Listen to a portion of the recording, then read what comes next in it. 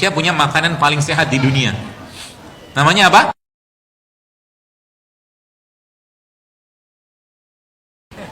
Tempe. Makan tempe paling baik dengan cara apa? Kalau saya, terserah kalau Anda sih. Kalau saya makan tempe itu paling enak mentah. Caranya diapain? Di jus sama kurma. Iya, di jus sama kurma. Saya kemarin sempat ngobrol dengan seorang yang punya restoran. Dia bilang gini sama saya, "Dok, setelah saya mendengar penjelasan kajian antum, saya jadi merasa bersalah," gitu. Banyak banget produk di restoran saya itu yang sepertinya perlu diperbaiki, direvisi, dia bilang. Alhamdulillah kalau dapat hidayah, saya bilang. Ya. Jadi belum pernah nyobain ya tempe di jus, di tempe di blender sama kurma. Mana aja lo. Udah pernah saya jelaskan kok di feed. Kan kurma prebiotik, ya kan? Kurma prebiotik, tempe probiotik. Probiotik itu yang difermentasi namanya probiotik. Jadi prebiotik ketemu prebiotik. Itu makanan terbaiknya perut kita. Ya. Makanan terbaiknya perut kita itu ya prebiotik ketemu dengan probiotik. Ya, kurma sama tempe. Caranya gimana? Saya ajarin bikin sandwichnya. Sandwich tempe.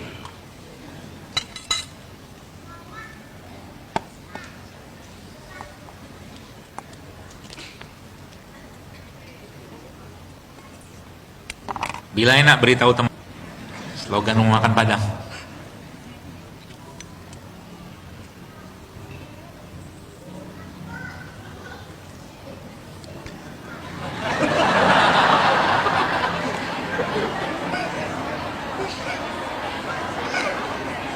Enak.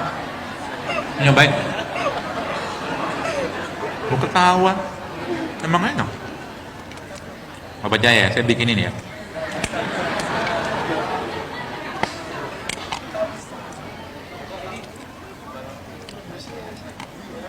Wih, ini the best, Pak. Anda makan begini pagi-pagi, seharian Anda akan happy. Serius. Karena sumber mood booster kita tuh adanya di pencernaan. Beli 3 gratis 1.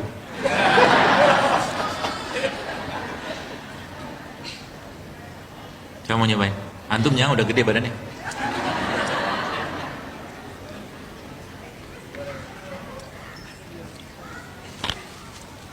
Wajahnya berseri-berseri gitu. Enak. Kombinasi produk lokal sama produk Nabi gitu. Enak. Ya, tempe ini isinya apa? Kedelai kan? Protein kan? Sebenarnya kalau digoreng protein rusak. Itu teman-teman coba browsing. Denaturasi protein terjadi pada suhu berapa? Coba lihat. Jadi tempe itu kalau digoreng sebenarnya sudah banyak hilang nutrisinya. Jadi bagusnya makan tempe apa? Ya mentah. Kayak begini. Ya asal tempenya benar ya, tempe yang bagus. Saya makan dulu ya. Bagaimana kita bisa bikin sambal yang kita tempe yang kita makan pakai sambal. Tempenya mentah ya? Kok haha? Kan tempe kan protein. Protein kalau digoreng dipanaskan kan rusak, sebagian besar rusak. Jadi makan tempe itu lebih baik mentah. Oh nggak percaya dia. Baru tahu ya Pak? Itu obat emah terbaik Pak. Karena kan probiotik dia, fermentasi. Ya, tempe nanti dibikin sandwich, namanya sandwich tempe. Tempenya di slice tipis, tengahnya kasih kurma, dimakan, tet. Itu obat mah. Bukan hanya obat mah, tapi itu banyak sekali masalah pencernaan yang menjadi masalah besar dalam tubuh kita, itu bisa selesai dengan makan kayak begitu. Sebelumnya Anda minum air jahe, ya, air jahe, mungkin air madu atau air jeruk nipis segala macam gitu, itu lalu Anda makan tempe, itu luar biasa energinya itu. Ya. Jadi nanti dicobain aja, Ya, apalagi tempe yang kemarin pas di Jakarta ada satu kajian itu saya ngulek sendiri tempe, apa namanya, sambalnya itu. Jadi sambalnya sederhana sekali isinya.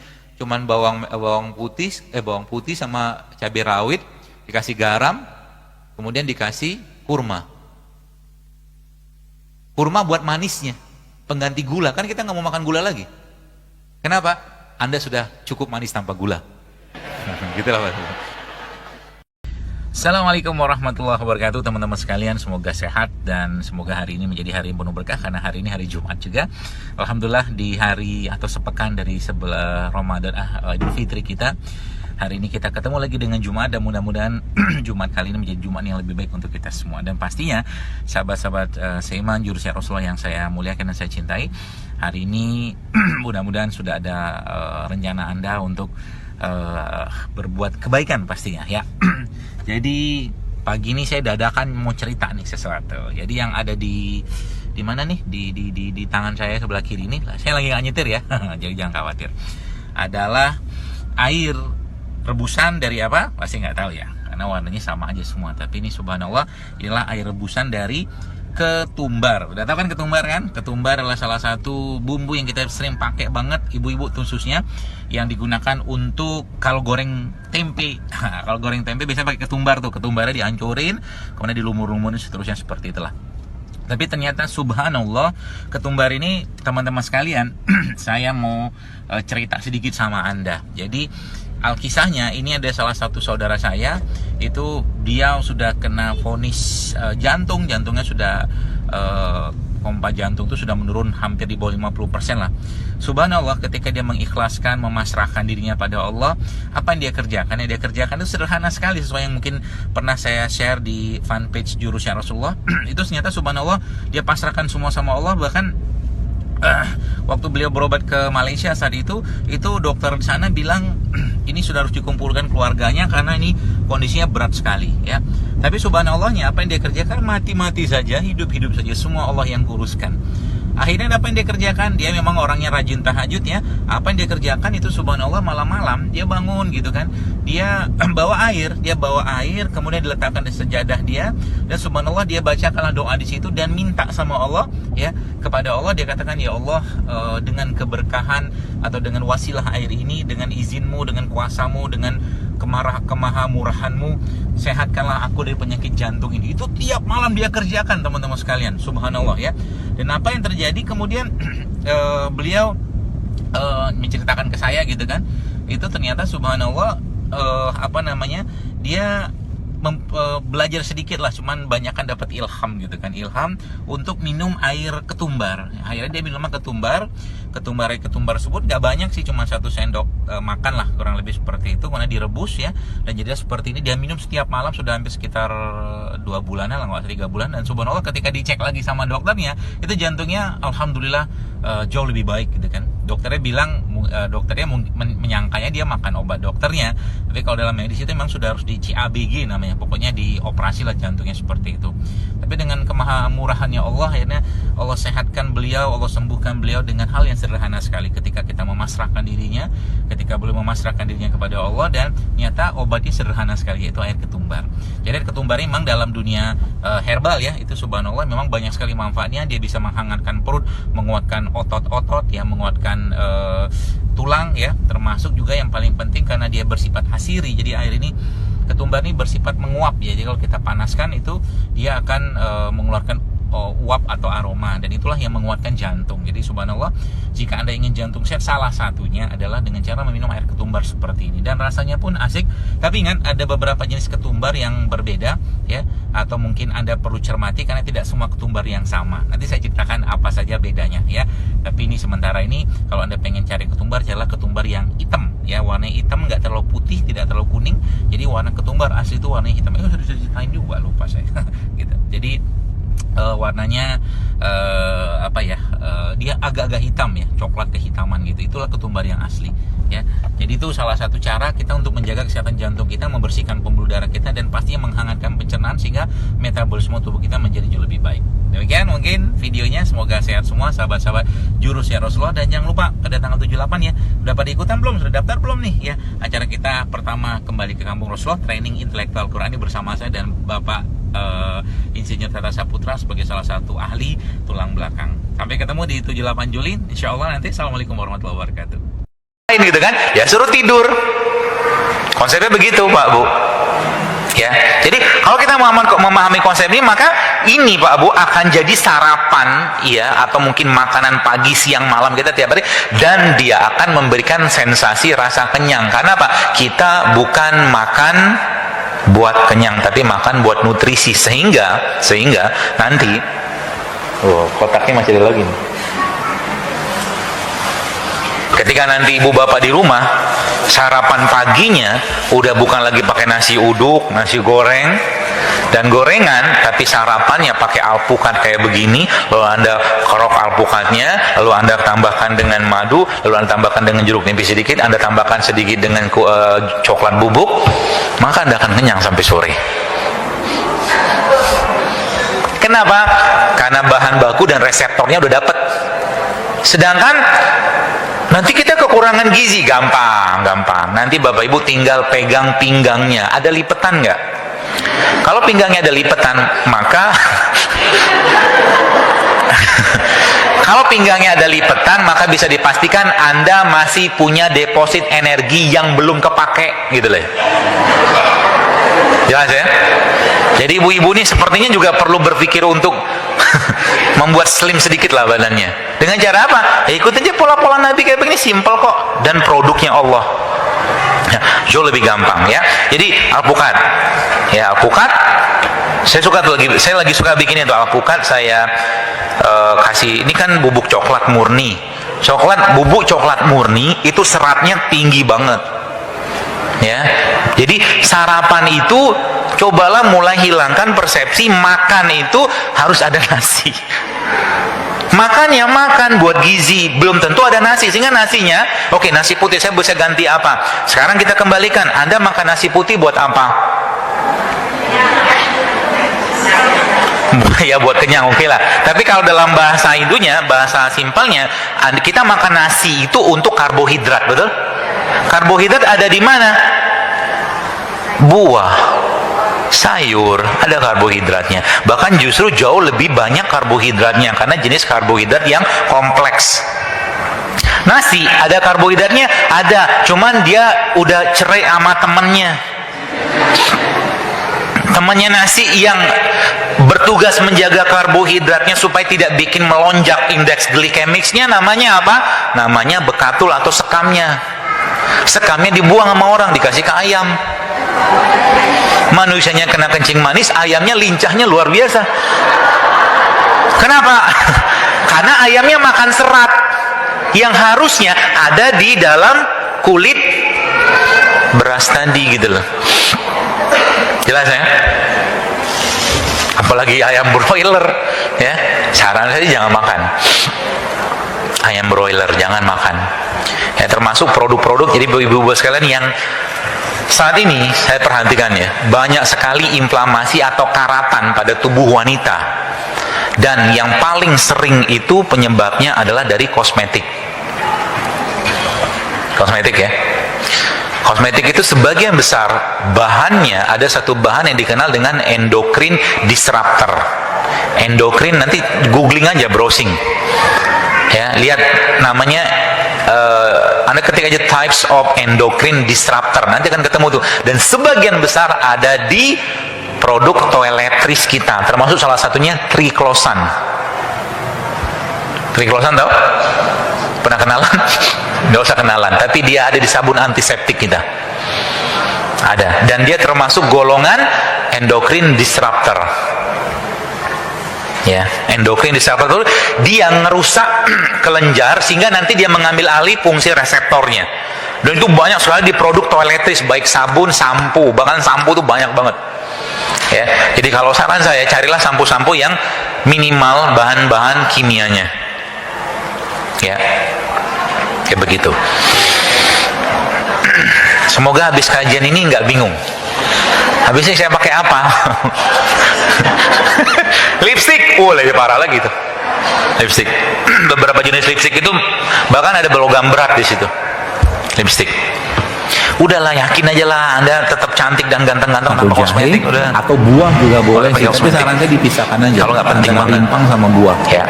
Ya, cemplungin dalam itu, and then besok pagi airnya diminum. Dan salah satu kesukaan Nabi sebutkan dalam sebuah hadis adalah Nabi SAW suka mencampurkan kismis dalam air. Kismis. Tapi cari kismis yang organik ya. Karena kismis itu pakai pengawet, pengawetnya pakai sulfur. Ya, beberapa jenis kismis itu menggunakan termasuk anggur. Saya suka makan anggur. Kenapa? Anggur itu salah satu produk Al-Quran. Tapi masalahnya banyak anggur zaman sekarang sulfur kebanyakan. Jadi dia yang apa tuh namanya, yang putih-putih itu biasa sulfurnya tuh. Dan itu tidak bisa Anda cuci dan hilangkan dengan dicuci pakai air biasa. Anda harus rendam dalam air yang pH alkali tinggi atau cuka apel, cuka, baru hilang dia. Termasuk juga kalau Anda suka makan apel itu jangan makan sama kulitnya. Kalau apel impor, kulitnya itu ada lilinnya, wax itu bikin berat lah di pencernaan ya. Dan kalau mau dibersihkan itu Anda bisa pakai air cuka yang dipanaskan, lalu Anda tuangkan ke apel tadi, nanti dia akan rontok tuh lilinnya, buah-buahan. Jadi kalau bisa sih makan buah lokal aja lah ya. Pisang juga sama, beberapa jenis pisang yang tadi saya katakan jangan makan pisang yang nggak ada bijinya ya, jangan makan pisang yang nggak ada bijinya tadi itu ya. Jadi bagaimana cara mengatasi inflamasi tadi adalah dengan cara mengkasih atau memberikan atau mengasup tubuh kita dengan produk dari enzim. Produk enzim yang paling baik apa?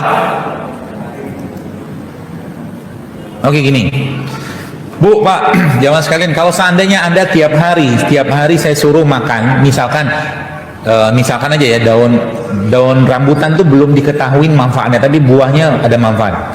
Anda tiap hari saya suruh makan misalkan daun rambutan, daun mangga, daun mengkudu, beberapa jenis daun, sebulan 10 daun. Repot nggak?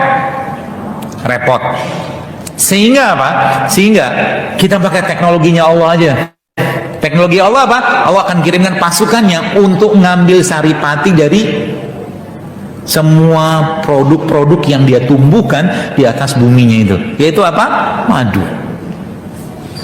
Di dalam madu ini ada keberkahan, dalam madu ini ada kebaikan, dalam madu ini ada kesembuhan. Makanya kalau Anda minum madu, kalau seorang minum madu, jangan cuman sekedar minum saja, tapi ya Allah, aku mohon dengan izinmu, dengan maha murahanmu, sembuhkan aku dengan penyakit, atas penyakitku dengan madu ini yang aku minum. Karena di sini ada janji Allah dan janji Rasulullah. Allah bilang apa? Fihi syifa'ul linas, kata dalam madu itu terdapat kesembuhan.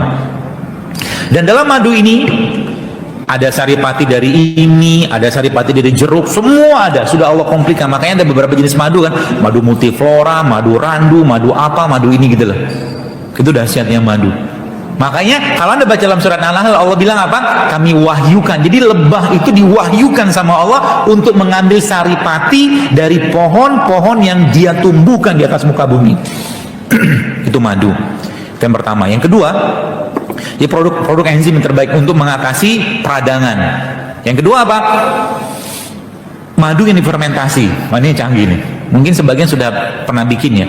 Jadi ketika Anda mencampurkan buah yang tinggi enzimnya, buah yang tinggi enzim itu contohnya apa? Nanas, ya, atau pepaya juga boleh, atau mungkin kiwi kalau Anda bisa dapatkan. Lalu Anda cemplungin atau Anda campurkan dalam madu kayak begini, ya. Madu nggak usah pakai air ya. Jadi buah-buahan tadi Anda cincang, Anda potong-potong kecil, lalu Anda rajang, lalu masukkan dalam madu, lalu kan numpuk tuh di bawah dia, atau mungkin sebagian ke atas, lalu Anda tutup di sini selama 3 hari. Ya, tutup di sini selama 3 hari, maka dia akan fermentasi di dalam. Dan sebagian madu ini ya akan bertambah kadar airnya dari air yang ada pada buah tadi. Tapi menariknya apa? Fermentasi di sini akan menciptakan super duper probiotik dalam madu ini. Jadi cukup dengan 1 sendok teh atau 1 sendok makan, Anda masukkan air madu ini ke dalam gelas dan Anda guncang-guncang, kocok-kocok gitu, maka Anda sudah terasup ya mungkin saya tidak tahu nilai angka persis berapa, tapi mungkin puluhan bahkan ratusan probiotik masuk dalam tubuh kita dari madu ini. Atau apa tuh namanya, kacang-kacangan, biji-bijian gitu, subhanallah ya, sayur-sayuran itu dimakan pagi-pagi itu ya, dan sebenarnya cukup mengenyangkan ya, cukup mengenyangkan dan cukup membuat stabil ya tubuh kita gitu ya. Jadi masya Allah ya. Tempe juga boleh asal jangan digoreng. Ini kebayang nggak misalkan kita tempe gitu ya, tempe itu bagus sebenarnya teman-teman sekalian ya, cuman ketika digoreng ya itu tadi ya, udah minyaknya ya, kemudian tepungnya ya. Makan tempe aja, misalkan tempe gitu Anda beli pergi ke pasar pagi-pagi ya, ini pakai cinta-cintaanku, cinta tempe goreng, la ilaha illallah. Tempe pun dicintai. Gimana nih generasi mau sehat, generasi tempe goreng. Kayak gitu ya. Jadi tempe jual-jual pakai madu itu enak juga. Teman-teman bayangkan kita tuh apa ya, kita tuh kan khalifah gitu ya. Khalifah tuh kan gagah gitu. Masa khalifah makannya gitu-gitu gitu ya. Khalifah tuh makannya buah-buahan gitu kan, daging-dagingan, sayur-sayuran. Nah gitu, bukan yang kayak itu ya. Jadi biar badannya sehat. Ya, baik. Jadi imunitas. Jadi apa tuh namanya? Bagaimana cara meningkatkan mereka ya? Bagaimana cara meningkatkan mereka atau meningkatkan kekuatan mereka tadi ya, sebenarnya simple banget ya, simple banget. Pertama ya, kembalikan asas dari tubuh kita ini, yaitu tanah ini kepada tanah. Maka berinteraksilah dengan tanah, berinteraksilah dengan alam ya. Sekarang kan berjemur gitu kan, atau mungkin nyeker gitu kan, masya Allah ya, salah satu caranya. Atau mandi hujan juga bagus. Yang lagi pusing-pusing ya, baper-baper nggak jelas itu, coba pergi mandi hujan biar hilang stresnya. Emang begitu dalilnya, ada kok dalam Al-Quran itu menjelaskan bahwa hujan itu memberikan ketenangan ya, kebahagiaan ya.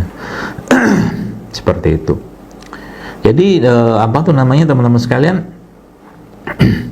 interaksi dengan alam ya. Kemudian yang kedua, kasih makanan makhluk-makhluk yang ada pada pencernaan kita tadi. Kasih makanan. Yang makanan tadi kita sebut dengan prebiotik. Contoh prebiotik itu apa? Ya kurma ya. Kurma atau mungkin bawang-bawangan ya. Apalagi itu ya. Biji-bijian ya, itu prebiotik. Banyak lah. Sebagian besar sebenarnya kita makan itu adalah makanan prebiotik atau prebiotik, sebagian besar ya. Kayak asparagus, aprikot gitu-gitulah, atau mungkin kurma, buah-buahan yang buah-buahan yang mengkal-mengkal itu juga bagus ya. Jadi kalau buah-buahan itu selain Anda makan buah yang matang gitu, coba cari yang mengkal-mengkal juga ya. Ya paling gampang mah rujak. Ya dikasih garam, ya dikasih cabai, kasih sedikit gula aren, masya Allah itu enak betul itu ya. Membayangkannya aja udah ngeces kita, belum lagi makan ya. Tadi siang saya makan rujak. Masya Allah. Itu ya prebiotik.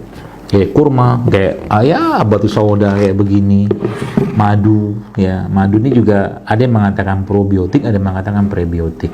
Saya lebih memilih madu adalah prebiotik ya. Kurma juga sama. Terus kalau makan begini nggak kenyang, gampang kok sebenarnya. Kalau tujuan makannya untuk kenyang, gampang. Caranya gimana? Minum air aja banyak-banyak, penuh tuh perut kan gitu. Atau kalau enggak, Anda memakan makanan yang masa transitnya lama ya. Masa transitnya lama dalam perut kita, makanan tinggi-tinggi serat ya. Itu, atau yang dia mengurangi sensasi lapar atau keinginan makan pada tubuh kita, seperti apa tuh namanya, teh hijau atau kopi pahit gitu ya, atau mungkin apa tuh namanya, kayu manis ya juga bisa ya, itu prebiotik. Kemudian yang kedua adalah memberikan makanan atau mengkonsumsi atau memasukkan apa tuh namanya, nah itu pisang kepok rebus laparnya lama. Nah itu para pencinta makan itu paham banget itu. Ubi, singkong ya banyak kok sebenarnya. Yang butuh karbo pagi-pagi ya singkong juga bisa, pisang juga bisa, apalagi itu ya. Banyak kok sebenarnya. Biasa kan yang dimakan, masalahnya tuh kita udah kebiasaan dengan makanan-makanan yang tinggi karbo ya, tinggi gula, tapi miskin serat. Itu dia tuh. Nah, jadi nagih lagi.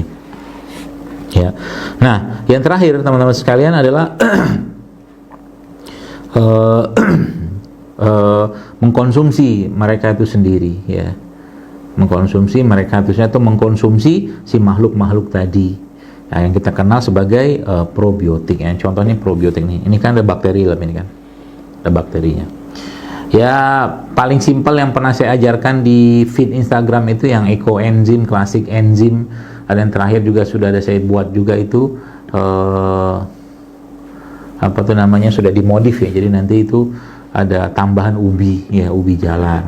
Ya, seperti itu.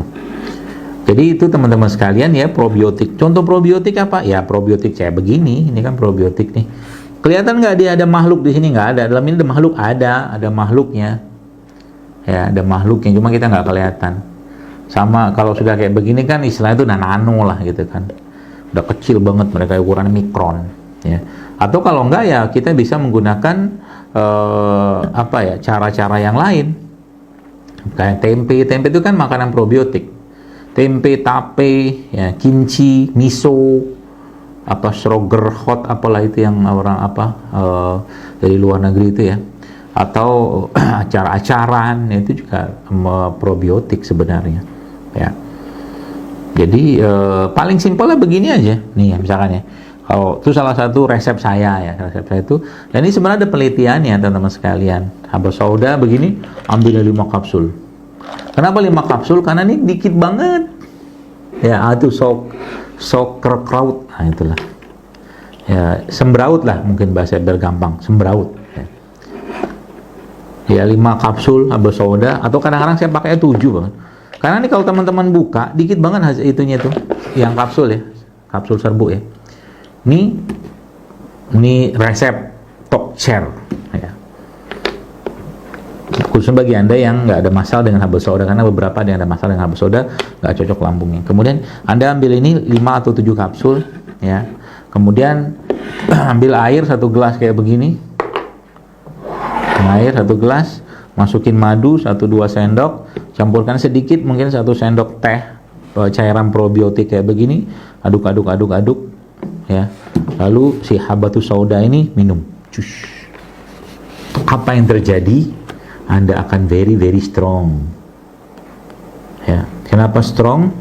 Ya karena tadi mereka meningkatkan metabolisme tubuh Anda. Itu yang pertama. Yang kedua, you will feel happier. Anda akan lebih bahagia ya. Terus subhanallah kan dahsyatnya itu ya. Dan memang ada hubungan ya.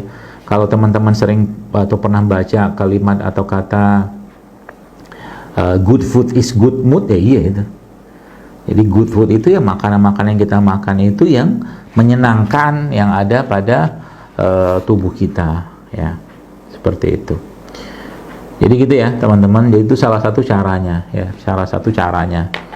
ya. Berjemur tuh efeknya apa? Berjemur itu meningkatkan diversity sebenarnya. Jadi berjemur itu meningkatkan diversitas atau keragaman dari makhluk-makhluk tadi ya, termasuk kalau mungkin Anda yang lihat postingan saya yang terakhir itu apa tuh namanya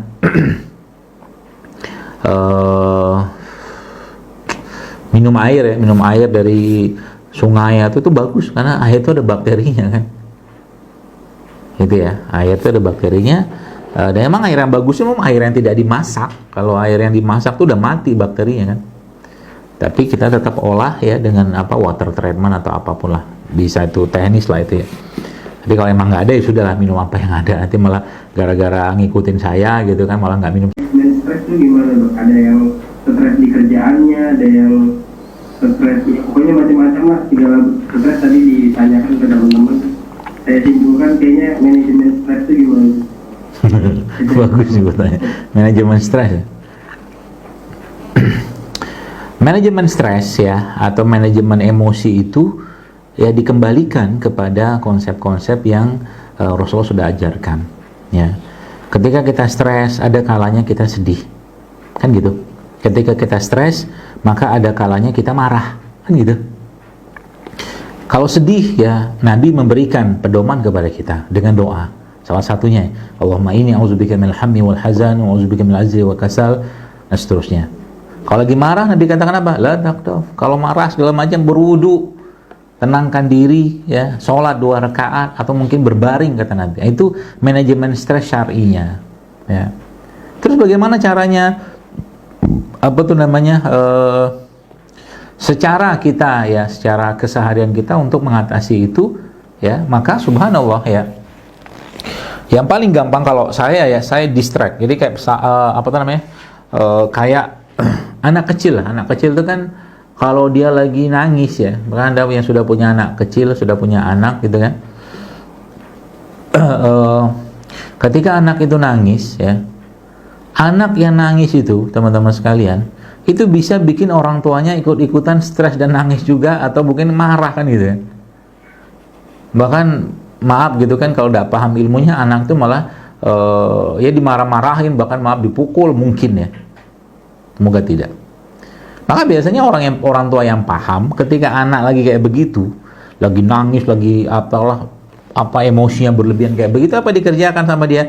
Dicariin permen, dibeliin permen, dibeliin es krim, ya, subhanallah ya, dibeliin es krim. Nah, itu pola namanya pola pengalihan. Jadi kalau teman-teman misalkan lagi ada kerjaan di kantor gitu kan, atau mungkin ada tugas beban yang agak menyita pikiran kita, luangkan waktu sebentar, 10 menit, 15 menit, gak lama kok ya. Untuk mengalihkan sebentar ya. Contoh mungkin paling gampang,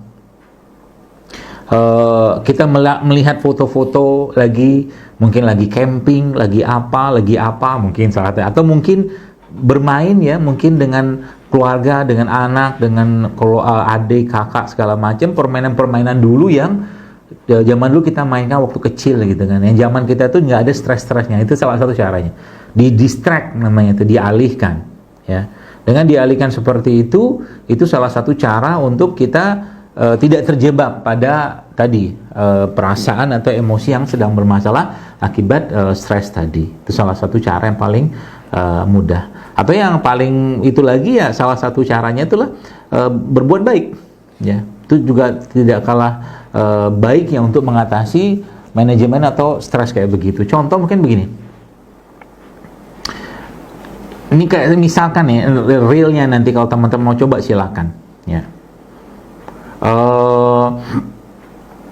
Anda hari itu misalkan lagi pusing banget, lagi banyak banget kerjaan segala macam ya.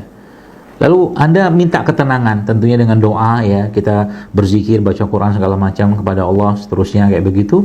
Lalu minta Allah untuk menggerakkan kita untuk berbuat kebaikan, terutama kebaikan-kebaikan yang kita tidak kerjakan atau belum kerjakan. Contoh mungkin lagi pergi ke kantor gitu kan ya, belikan makanan yang tidak biasa. Misalkan Anda pergi ke rumah makan ya, rumah makan tertentu yang Anda beli lauk terbaik, minuman yang terbaik gitu kan, ditambahkan dengan berbagai macam penganan yang tidak pernah Anda kerjakan, lalu dengan tangan Anda berikan itu kepada orang lain. Itu salah satu cara untuk mengalihkan ya, atau bahkan membuat kita bahagia atau senang ya, bahkan tergantikan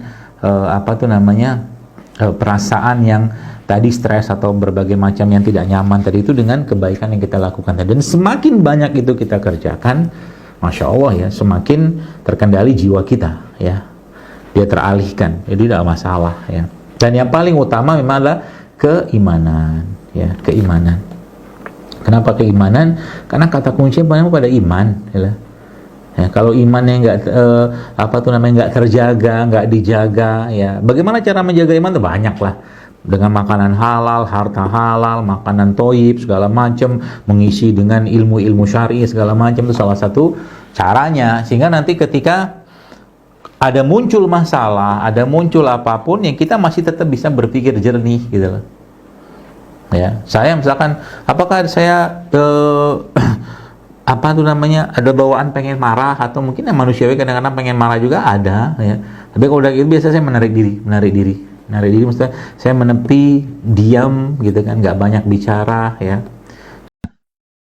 Terus kita lihat bos sekalian, bagaimana polanya agar kita bisa memperbaiki itu. Polanya, yang pertama, ganti isi piring Anda mulai sekarang. Ya, ganti isi piring Anda mulai sekarang. Cara menggantinya gimana? Gampang. Contoh, kita pagi-pagi sebenarnya bagusnya makan apa? Bagusnya pagi-pagi jangan banyak makan.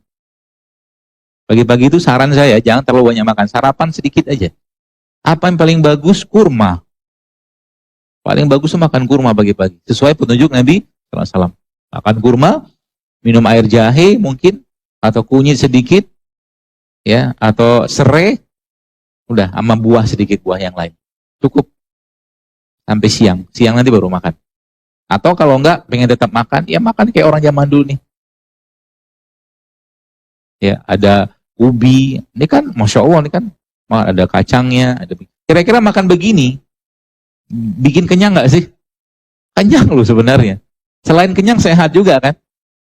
Nggak ada minyaknya. Jadi kalau saran saya, bagus saya mau sehat, mulai sekarang, saran saya, pertama, nasi putih coba dikurangi deh. Nasi putihnya dikurangin. Yang pertama. Yang kedua apa? Tepungnya dikurangin. Kalau bisa di stop. Yang ketiga apa? Gula pasir dikurangi. Yang keempat, minyak. Semua produk dari 4 tadi, coba di stop dulu mulai sekarang. Kita dapatkan sumbernya dari yang lain. Kita kan nasi putih nggak boleh makan, berarti kami nggak makan karbohidrat, tenang. Kita tetap makan karbohidrat, tapi dari sumber yang sehat. Contohnya apa? Beras merah, beras coklat, beras hitam. Ini kan juga karbohidrat.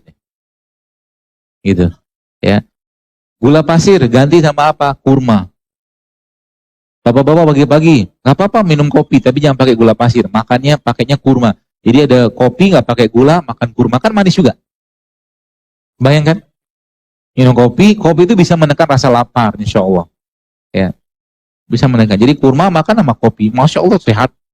Ya, seperti itu. Gampang, diubah sedikit aja. Ya, pagi-pagi misalkan kita ngubah sarapannya, ini sedikit aja kayak begini udah cukup. Ya. Atau mungkin Bapak Ibu pakai buah-buahan kayak begini juga bisa. Ini kan banyak apa tuh namanya? Ini selada. Ini kan beda. Gak tahu ya? Ada yang tahu nggak? Sayur, benar. Pinter ente. Ini kok saya lupa ya apa ini? Kale. Kali ini Bu sekalian, Masya Allah ya. Vitamin C-nya, besinya tinggi sekali kali ini. Inilah yang dikenal dengan living food. Jadi manusia itu makhluk hidup. Jadi kalau Bapak Ibu, ya kalau mungkin bahasa saya membahasakan sebenarnya pagi-pagi itu nggak usah modal macam-macam. Ada sayuran kayak begini ya, misalkan di mangkok kan. Jadi kalau ada. Modal sayuran kayak begini.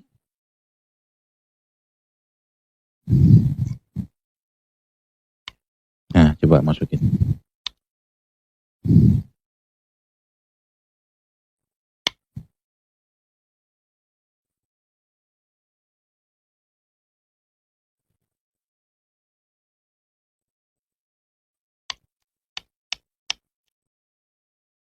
Iya.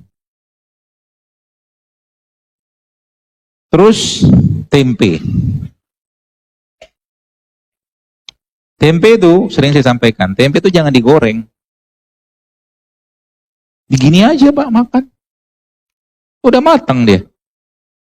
Kan tempe itu kedelainya udah direbus.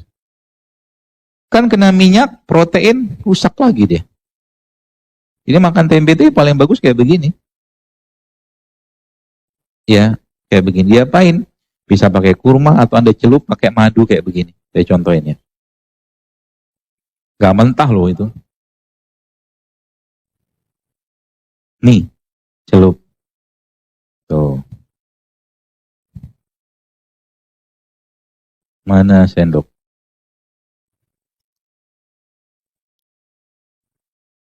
Bapak mau nyobain, Pak?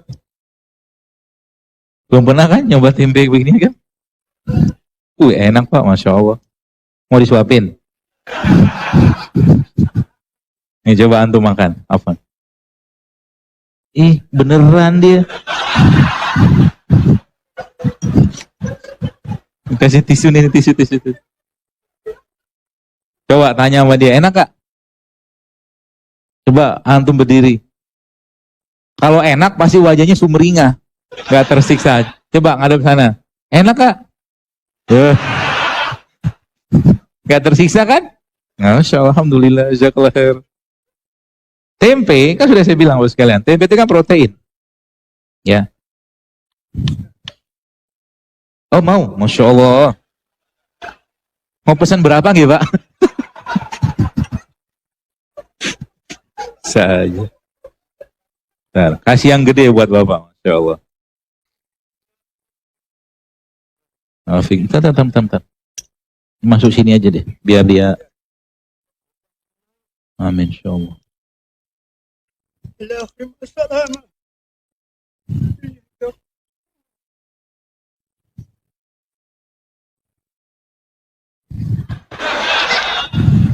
Saya kau. Insya Allah. Bahagia banget.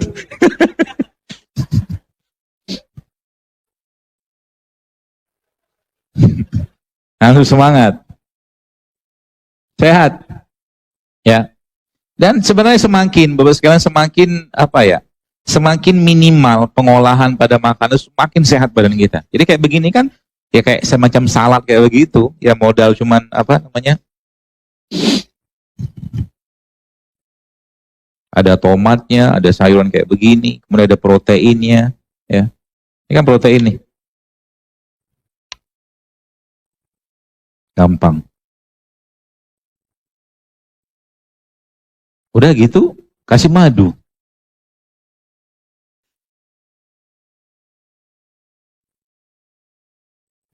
Oh.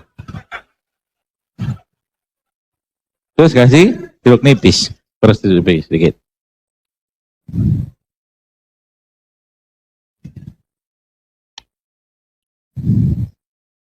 Jangan bilang mahal. Jadi mulai sekarang, ada seorang pernah bertanya kepada Nabi SAW. Dia bilang begini, ya Rasulullah, kalau saya punya uang 1 dinar, ya, maka kemana uang itu harus saya sedekahkan? Kata dia gitu. Nabi bilang apa? Sedekahkanlah untuk dirimu sendiri. Ya. Jadi sedekah itu yang paling baik, urusannya memang pada diri kita. Jadi kalau Anda memaksakan tanda kutip diri kita untuk makan sehat dalam rangka bersedekah, pahala. Ya, dan tidak boleh ada kata-kata mahal. Ya, karena memang kita mau bersedekah terus dipaksain memang. Ya, ini contoh aja ya. Buah-buahannya bisa Anda ubah, mungkin nggak pakai madu juga nggak apa-apa. Kalau di rumah misalkan ada punya gula aren, boleh juga kok. Kan bisa. Kasih jeruk nipis sedikit ya, apalagi kasih bisa yasid kayak begini ya. Simple sebenarnya. Atau juga pagi-pagi sarapannya, pernah nyobain ini nggak? Apa itu? Nah coba nih, tempe tuh di blender. Asal tempenya bagus nggak masalah. Karena kan image tempe itu selama ini apa? Bikinnya diinjek-injek. Iya kan? Maka di depan tuh ada yang jual tuh tempe dari teman-teman apa? Hijrah United. Kacangnya pun sebenarnya tidak mesti pakai kacang kedelai. Ini kacang apa nih? Kok warnanya ungu ya? Kemarin saya lihat kacang, jadi biji manggis itu bisa dibikin tempe. Kan biji manggis sehat. Ya kan? Bisa dibikin tempe. Nah kita lihat ya. Bagaimana ternyata cuman hal sederhana. Ada air. Jangan panas deh. Jangan panas. Air biasa aja. Ada kurma nggak? Dikasih dikit.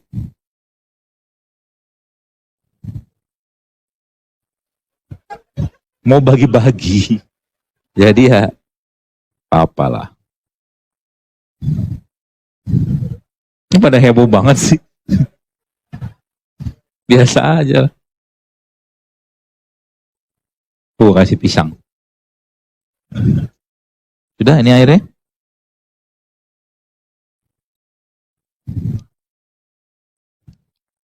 Kabarnya setelah banyak kajian-kajian saya itu, apa tuh namanya? Harga rempah dan rimpang meningkat. Maaf. Nanti Bapak Ibu cobain rasanya ya. Nah ini konsep, nanti saya jelaskan apa penjelasannya. Ya. Ada jahe ya. Kasih garam dikit. Kita aja. Kasih susu. Jangan, nanti susu tempe itu. Ya, pencet.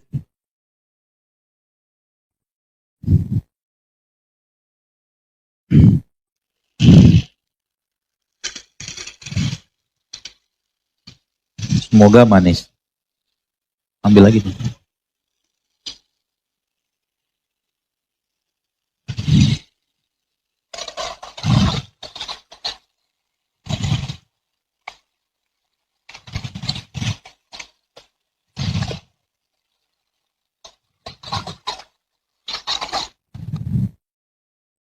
Nah, itu ada kurma, alhamdulillah.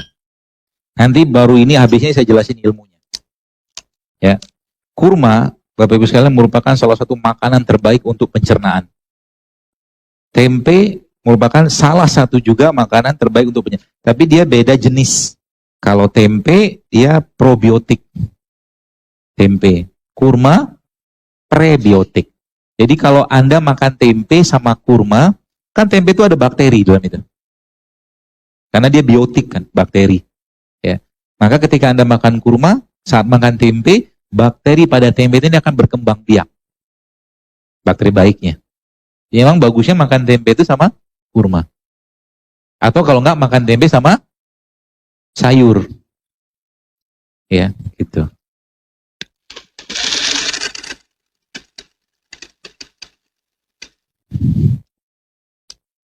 Kita coba ya. Masya Allah. Sepertinya sih enak.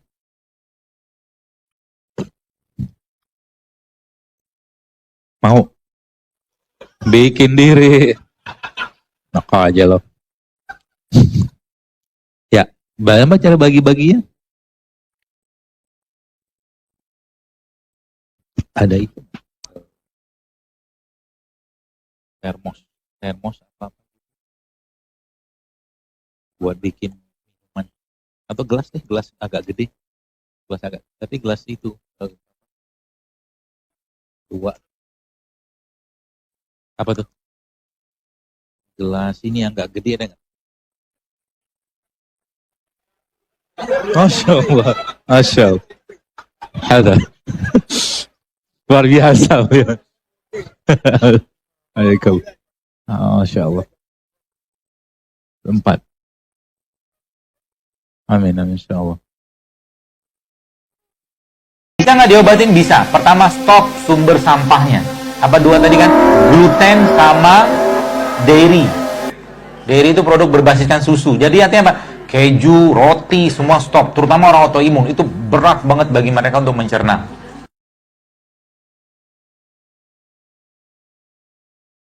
Apakah sakit autoimun bisa disembuhkan? Karena penjelasan dokter bahwa penyakit seperti autoimun lupus harus seumur hidup minum obat. Iya, kata mereka. Kata Allah kan enggak. Bisa nggak diobatin? Bisa. Pertama, stop sumber sampahnya. Sudah tahu ya sumber sampahnya ya? Apa dua tadi kan? Gluten sama dairy. Dairy itu produk berbasiskan susu. Jadi artinya apa? Keju, roti, semua stop. Terutama orang autoimun. Itu berat banget bagi mereka untuk mencerna. Tambahkan lagi dengan beberapa yang lain tadi. Terus apa dikerjakan? Puasa. Autoimun tuh kata kuncinya puasa. Ya, dan jangan sembarangan kasih herbal juga kalau nggak ngerti konsepnya.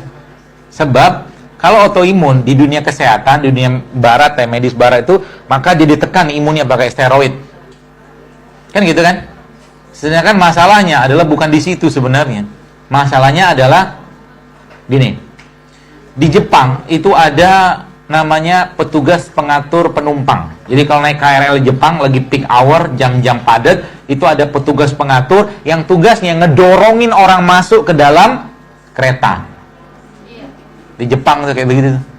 Nah sekarang masalahnya adalah apa hubungan dengan penumpang dengan petugas tadi? Jadi sebenarnya masalahnya sekarang tubuh kita ini petugasnya yang ngambek. Petugas itu ngambek, tidak lain tidak bukan caranya adalah dengan cara diistirahatkan dengan puasa. Makanya kalau boleh saya katakan orang autoimun itu obatnya apa? Puasa. Kalau Anda mau baca lebih detail ada satu buku judulnya The Complete Guide of Fasting, panduan lengkap berpuasa, itu di toko buku ada, terjemahan Indonesia juga ada. Itu yang menemukan lagi-lagi orang barat. Ternyata konsep puasanya Nabi itu bisa dipakai bahkan untuk memperbaiki orang-orang yang DM, HbA1-nya bisa normal. Saya baca ini Masya Allah kagum banget saya. Lalu beberapa teman-teman yang kena autoimun yang pernah konsul ke saya itu saya sarankan rutinkan berpuasa atau menyengajakan lapar ditambahkan dengan ada herbal yang memang biasa saya kasih, dan itu pun bukan herbal kemasan, cuman pakai serai sama madu aja. Rebusan serai kasih madu itu ternyata bagus banget untuk memperbaiki kondisi keluhannya dia. Ya, dan ada ibu-ibu yang sudah hampir 15 tahun minum steroid gitu kan, ketika saya sarankan untuk seperti ini, minum serai, hanya serai saja, madu. Ya. Jadi dan murah meriah kan. Murah, dua batang serai masukin air panas, kasih madu, subhanallah ternyata terbaik. Dan mekanisme seperti apa? Saya tidak tahu. Jujur saya nggak tahu, karena kalau membayangkan tubuh kita nih Bapak sekalian, itu benda yang kompleks banget. Bahkan terakhir saya baca lihat satu video, itu ada obat ARB jenisnya, obat hipertensi yang belakangnya sartan, telmisartan, apalagi tuh, macam-macam belakangnya sartan, itu ternyata sudah dinyatakan link to cancer. Obat darah tinggi loh. Jadi tubuh manusia emang tidak didesain untuk menerima produk sintetik apapun itu bentuknya. Ya, jadi kalau anak Anda atau Anda masih membiarkan anak Anda di rumah makan nyampah tiap hari, bahasa saya, kita sedang meracuni satu generasi ke depan. Artinya di rumah kita, di rumah Anda sebaiknya sudah tidak ada lagi mie instan. Dan anak-anak Anda di rumah atau Anda sendiri yang makan, ya bertaubatlah.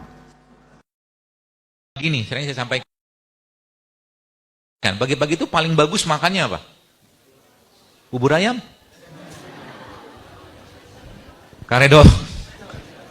Karedok oke lah. Kupat tahu. Pagi, ya. Kalau orang sarapan, bahasa Inggrisnya kan breakfast. Betul? Fast yang di break. Jadi puasa yang dibatalkan. Kapan kita puasanya? Nabi kita alaihissalam ketika malam habis isya beliau ngapain? Tidur. Puasa nggak kita? Puasa. Tubuhnya teristirahatkan. Pagi kan bangun. Jadi malam itu sebenarnya kata Allah dalam Al-Quran waja'alna laila libasa. Kata Allah kami jadikan malam sebagai istirahat. Maka waktu malam jangan lagi makan banyak. Itu kata kunci pertamanya. Kalau Anda mau hidup lebih baik, lebih sehat, malam jangan banyak makan. Ya, komitmen nggak kayak begini? Mau? Allah saksinya ya. Baru saja kayak begini nanti malam, baksoan yuk, gitu kan? Ya. Apa yang harus Anda katakan? Nauzubillahi minasyaitonirrajim. Kul hazihi sabili ad'u ilallah. Inilah jalanku. Ya, jadi harus komitmen Pak Bu. Kenapa harus komitmen? Seseorang yang tidak memaksakan dirinya untuk melakukan suatu ibadah. Jadi kenapa kita belum mau kayak begitu? Kenapa belum? Karena kita belum merasakan manfaat dan nikmatnya gitu loh. Banyak orang bisa ketika dia pergi umroh gitu kan, pengen balik lagi umrohnya, hajinya, pengennya kayak begitu karena dia merasakan nikmatnya. Kenapa orang belum mau hidup sehat? Karena dia belum merasakan nikmatnya. Oke. Nah, kita kembali ke breakfast tadi. Maka Rasulullah SAW mengajarkan kepada kita semua, Bapak sekalian, ketika pagi hari, ya judulnya kan kita Judulnya kita ingin menjaga badan. Supaya apa? Supaya ibadah lebih baik. Jadi mukmin itu makan untuk apa? Untuk ibadah. Kan gitu. Kalau udah ibadah, ibadah saja nggak boleh berlebihan. Kecuali memang ada hal-hal yang dicontohkan oleh Nabi. Nggak boleh berlebihan. Ya, apalagi urusan makanan. Wakulu wasrobu walatusrifu, kata Allah. Maka kita belajar dari bagaimana Nabi mengajarkan kepada kita semua tentang pola-pola makan yang baik. Meskipun tidak secara detail, karena ini urusan dunia. Sebagian itu urusan-urusan yang Nabi serahkan kepada kita. Ya, Nabi mengajarkan pagi-pagi kita dianjurkan untuk makan kurma. Kan gitu. Makanlah 7 butir kurma ajwa, gitu kan. Beberapa ulama mengatakan 7 butir kurma pagi-pagi, maka itu akan menghilangkan sihir sampai sore harinya. Kurma itu apa? Prebiotik. Jadi pagi-pagi, jadi banyak masalah kesehatan kita muncul saat ini gara-gara apa? Gara-gara usus atau pencernaan kita bermasalah. Kalau usus pencernaan kita bermasalah, obatnya apa? Ya either kalau nggak prebiotik, kalau nggak probiotik. Maka Allah menganugerahkan kepada negeri kita ini, itunya mana ya? Jualannya kita.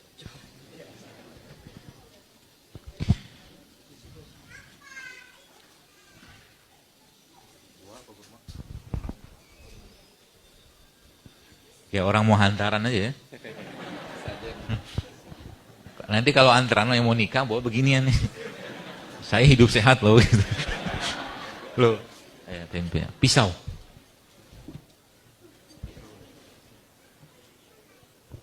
Nanti kita belajar cara sarapan yang sehat. Ya sehingga nanti Anda sudah saatnya berpisah dengan abang bubur ayam. Berat sih bang, tapi nggak apa-apalah. Demi kehidupan dan gen yang lebih baik. Jadi kalau saya lebih mengatakan bukan bahasanya perbaikan gizi tapi perbaikan gen. Harus perbaikan gen. Karena makan yang kita makan mempengaruhi gen kan? Gitu loh. Jadi ada pisaunya? Pisaunya sama kurmanya. Jadi pagi-pagi nanti kita ubah sarapannya. Ya, jadi mulai sekarang teman-teman, pagi adalah waktu paling rendah hormon laparnya kita. By science ya. Jadi ada hormon lapar namanya ghrelin hormon. Ya, pagi-pagi itu lagi rendah-rendahnya itu. Maka makan di saat hormon laparnya minimal bukan waktu yang tepat. Maka pagi-pagi kita bantu badan kita untuk apa? Untuk tidak terlalu banyak mengkonsumsi makanan. Karena pagi adalah fase pengeluaran. Kita kan buang hajat tuh. Ya, buang apa ke toilet gitu kan. BAB, BAK seperti itu. Maka jangan ganggu proses itu dengan apa? Dengan hal-hal yang memberatkan. Terutama produk makanan yang berbasiskan tepung. Ya, pagi-pagi itu saran saya sih ya. Pagi-pagi teman-teman mulai ubah. Jadi gini, kenapa yang saya bahas berulang-berulang adalah makanan?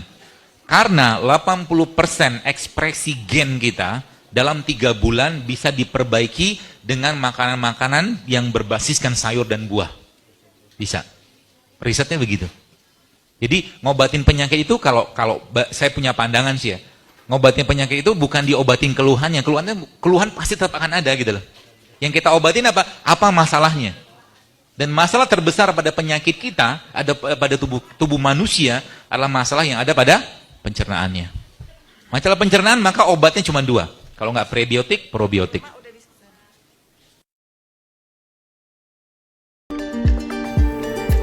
Terima kasih yang sudah menonton sampai selesai.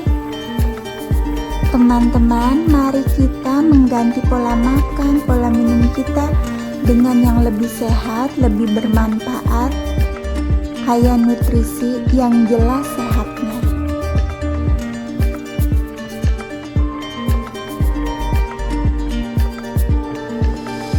Sudah 1 pekan ini saya mengkonsumsi minuman sehat seperti ini, jurus sehat Rasulullah, yang dikatakan Dr. Jadul Akbar, dan hasilnya sangat luar biasa. Badan saya yang dulu sakit-sakitan sekarang alhamdulillah ringan dan seger banget. Jadi Jadi saya suka banget setiap pagi dan sore membuatnya. Alhamdulillah sudah jadi minumannya. Baunya sangat wangi banget.